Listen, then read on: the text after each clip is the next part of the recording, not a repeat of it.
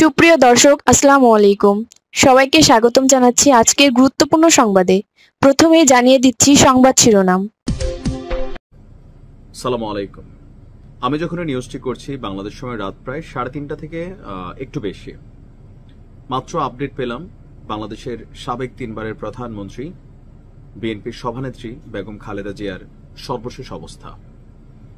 আমার এই নিউজটি যখন আপনি শুনছেন আমি জানি না ঠিক ততক্ষণ পর্যন্ত আসলে উনি সুস্থ থাকবেন কিনা, বেঁচে থাকবেন কিনা, কারণ আজকে রাতে এই মুহূর্তে যা ঘটছে মোটামুটি সবাই দোয়া দুরুদ পড়ছেন তার সুস্থতার জন্য। মিলাদ হচ্ছে, কোরআন খতম হচ্ছে, আমরাও দোয়া করি আল্লাহ যেন তাকে সুস্থতা দান করেন। তো সর্বশেষ আপডেট, এবং কি এই একটা বিষয়ের মধ্যে আমার কাছে একটু খারাপ লাগছে, যেটা আমরা যারা প্রবাসী আছি অনেক দিকে বঞ্চিত, তবে সব প্রবাসীর অবস্থা নিশ্চয় এক না। এমন দুর্দিনেও জনাব তারেক রহমানের বাংলাদেশে না আসাকে কেন্দ্র করে আসলে এখানে অনেকগুলো প্রশ্ন দেখা দিয়েছে। ওনার যথেষ্ট সমালোচনা হচ্ছে। পুরো জাতি একটু তো এখানে কি বলা হয় যে চিন্তায় আছে যে কেন আসলে তারেক রহমান দেশে আসছেন না। মায়ের এমন অবস্থা যে মৃত্যুর সময়ে বা এই যে একটা ক্রিটিক্যাল টাইম তিনি পার করছেন, একমাত্র সন্তান, নারী ছেড়া ধন, তিনি পাশে থাকলে কোথাও না কোথাও হয়তোবা একটু মনোযোগ, সাহস থাকে না, যে সুকুন হয়তোবা এটা ওনার ফিল হইতো। যাকে নিয়ে পরে কথা বলবো, আগে ওনার অবস্থানটা বলি। ফুসফুসের সংক্রমণ নিয়ে শ্বাসকষ্টের জন্য এভারকেয়ার হাসপাতালে ভর্তি হয়েছিলেন। এরপর দেখা দিয়েছিল নিউমোনিয়া, এর সঙ্গে রয়েছে কিডনি, লিভার, তারপর আর্থাইটিস এবং ডায়াবেটিক্সের পুরনো সমস্যা। তো একটা রোগের চিকিৎসা করতে গেলে ওনার আরেকটা রোগের উপর প্রভাব পড়ছে।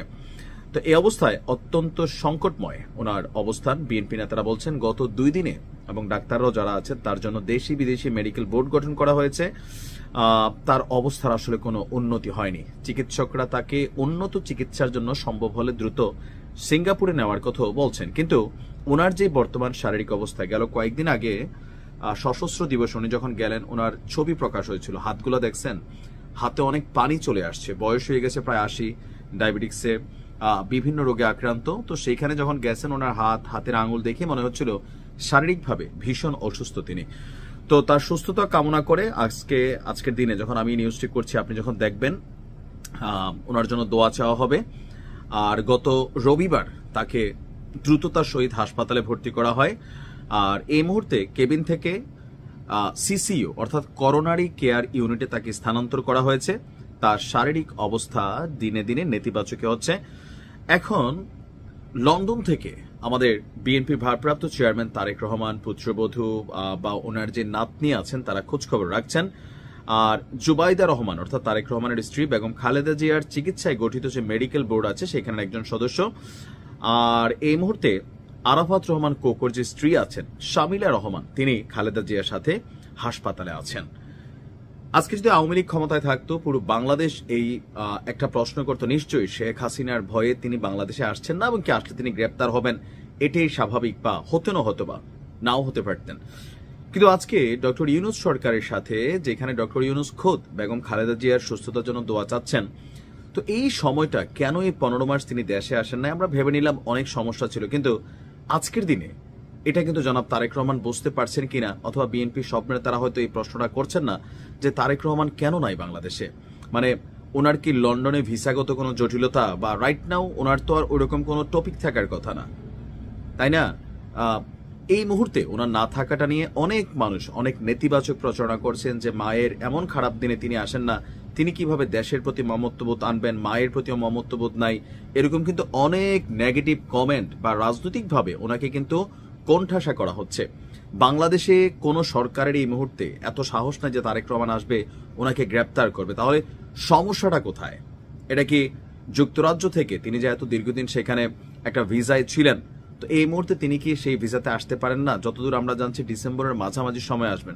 আমরা দোয়া করি যেন বেগম খালেদা জিয়া জীবিত থাকেন, পুত্রকে শেষ দেখা দেখেন। কিন্তু কোথাও না কোথাও ওনার যে অবস্থা, আমি জানি না, আমি নিউজটা করা আপনাদের কাছে যাওয়া পর্যন্ত তিনি জীবিত থাকবেন কিনা, বাট এই মুহূর্তে সমস্যাটা এই লেভেলে আছে, হায়াত মৌতের ঠিক মাঝামাঝি অবস্থানে আছেন।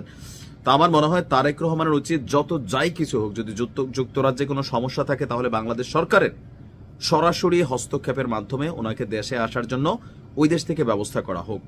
বাংলাদেশি কোনো সমস্যা আমার মনে হয় না। এটা জনাব তারেক রহমান অনেক বড় সমালোচনায় পড়বেন। আর এটার দায়ভার আওয়ামী লীগ থাকলে তিনি কাটাইতে পারতেন, এখন কিন্তু কোনোভাবেই কাটাইতে পারবেন না। আগামী দিনে ভোটের দিনেও এই যে নিউজটা আমরা করছি আমাদের কাছে একটু খারাপ লাগতেছে, কেন আসতেছেন না, টাকা পয়সারও সমস্যা না, তো ভোটারদের মধ্যে কিন্তু এটা একটা নেতিবাচক প্রভাব পড়বে, সাধারণ মানুষের কাছেও নেতিবাচক প্রভাব পড়বে। নিশ্চয়ই তিনি বুঝবেন বিষয়টা। আমরা আশা করি তিনি বাংলাদেশে আসবেন, মায়ের এই শেষ সময়ে মায়ের কাছে সন্তান থাকবেন। আল্লাহ বেগম খালেদা জিয়াকে সুস্থতা দান করুক। আসসালামু আলাইকুম।